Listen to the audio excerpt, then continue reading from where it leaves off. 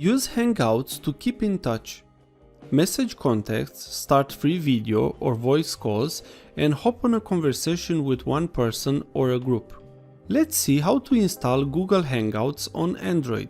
First, we need to go to Google Play. So open Google Play. On the search above, write Google Hangouts.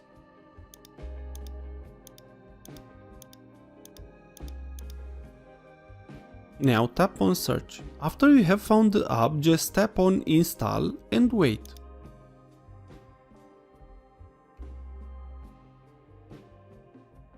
After the install is complete, just tap on open. If you have multiple accounts on Google, select the one you wish to use. For now, I do not want to add a number to my profile, so I will tap no. I will allow Hangouts to access my contacts.